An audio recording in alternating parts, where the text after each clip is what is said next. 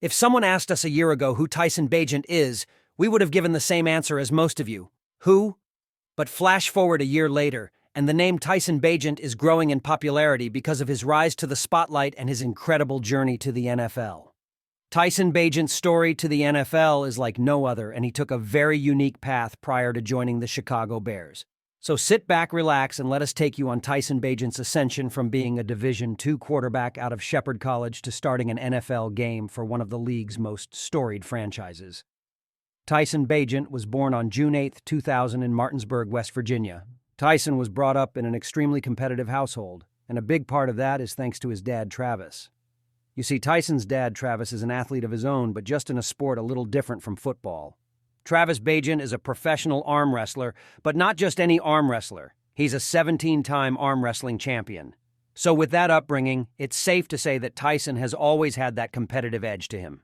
He attended Martinsburg High School, where he played both football and basketball, but excelled as his team's starting quarterback. After passing for 41 touchdowns one year, he was named the West Virginia Gatorade Player of the Year.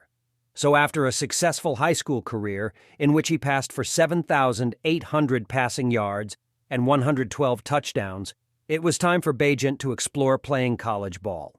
Bagent was recruited to play Division I football at Robert Morris in Pennsylvania and Albany in New York. However, Bagent opted to stay and play Division II football at Shepherd University, the alma mater of his dad, Travis, who played baseball there. Tyson was named the starter as a freshman and made an instant name for himself in his first ever college football game. Against Notre Dame in Ohio, Bagent completed 36 of his 54 of his pass attempts for 518 yards and 3 touchdowns, all good enough to break the record books at the school. He continued his early college success the following week after being named the Mountain East Conference Player of the Week, in which he completed 32 of 41 pass attempts for 378 yards and 4 touchdowns. He would win the award 2 weeks in a row after posting 318 yards for 2 scores. And to top off his impressive freshman year, he set the school's and conference's record for the most touchdowns thrown in a game with 7. The point is, he absolutely destroyed the competition around him as a freshman, as he also earned first-team all-conference honors. His college success continued as a sophomore, and he lit up the stat sheet in so many ways. At the end of the year, Bagent racked up 36 passing touchdowns for 4,300 yards and broke the school's completion percentage record with a 71% rate. The majority of his junior year was canceled amid the pandemic, but his 2021 season was one like no other. He passed for 5,000 yards and 53 touchdowns en route to being named the Pessac East Offensive Player of the Year, while also winning the Harlan Hill Trophy, which is the Division II equivalent of the Heisman Trophy. In his incredible season, he had a 346-yard, 4-touchdown game, a 363-yard, 5-touchdown game, a 468-yard, 4-touchdown game, and a 456-yard, 3-touchdown game. And when his school played against Lockhaven, he led his team to a dominating 75-21 blowout win, a performance in which he had 5 passing touchdowns. He finished with 44 first votes for the Harlan Hill Trophy, with the next guy behind him only having 17, so he absolutely blew his competition out of the water. And for the cherry on top, he won the Hardman Trophy, which awarded him as the best amateur athlete in West Virginia.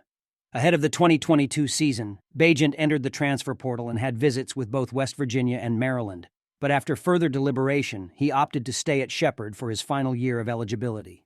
And it was another year. Another success for Bagent. Entering his 5th year, but really only his 4th full year, Bagent had 118 total passing touchdowns. Come later that year in their quarterfinal, Bagent broke the record for all-time Division II career passing touchdowns with 159, as he totaled 41 on the year. Some of you might remember how Case Keenum broke the FBS passing touchdowns record with 155. Well, the same thing here, but for D2. His school would lose in the semifinal the following game, ending Bagent's college career.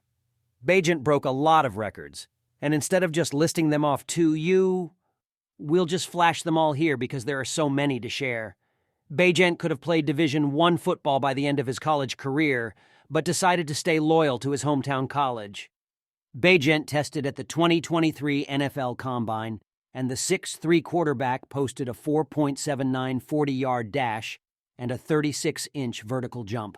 Still, despite all of his college success, even at the Division II level, Bagent would go undrafted in the 2023 NFL Draft.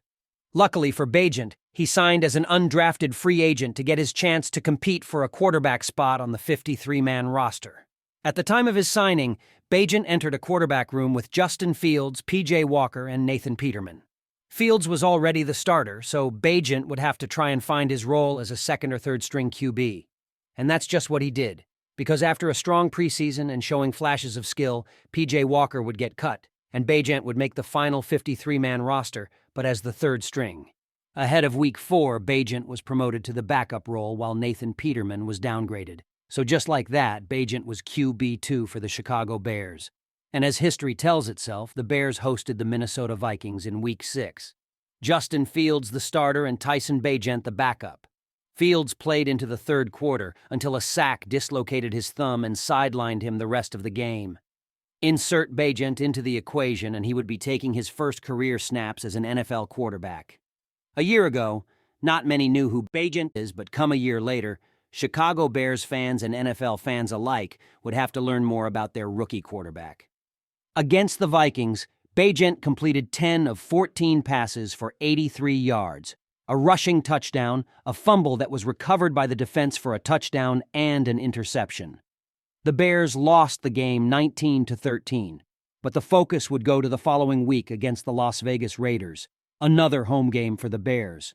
Fields would be officially ruled out with his thumb injury, setting Bagent up for his first official career NFL start. Come Week 7, that stage was set Tyson Bagent, the 23-year-old quarterback out of Division II Shepherd, against a regular season NFL defense. The playbook was adjusted to help ease Bagent into the starting role. So quick, easy passes and runs to help get the offense going. The Bears got up to a 14-3 start at halftime, thanks to Donta Foreman's big game. Come the second half, Bagent and the Bears kept the momentum rolling, as Bagent was able to find Donta Foreman in the end zone for his first career passing touchdown. The Bears' defense stepped up in a big way against a Raiders team without their starting quarterback to give them the 30-12 win. The first Bears quarterback to win their first career game since Craig Krenzel did it in 2004. And now, after the Bears win, all eyes are set on both Justin Fields and Tyson Bagent as the Bears get ready to take on the LA Chargers on Sunday night in Week 8. It's possible Bagent gets the nod if Fields is still unable to play, but at the time of this video, that still is to be determined. What we did learn from this game is that Bagent is a semi-serviceable backup to Fields, at least in the short term. Yes, they did play a Raiders defense that has been below average with an offensive scheme that won't always work against other defenses, but for now, the Bears can know they have reliability in Bagent. Whatever the future holds for Bagent and the Bears, you can only hope the best for him. He's been very professional during this whole time leading up to his first start, and you have to love his quote that shows confidence without seeming cocky. Kind of going into the game last week, I just kind of told him, hey, I know you guys have a lot of faith in me, but I do want to let you know I know the whole call sheet. So, don't be afraid to, do your thing, call your plays. Don't hinder the offense just because I'm going in there because I've, prepared for this all week. So, what do you think will happen with Tyson Bagent and the Bears? If you learned something in today's video, be sure to support by subscribing and leaving a like. Until then, we'll see you next time here on End Zone Football.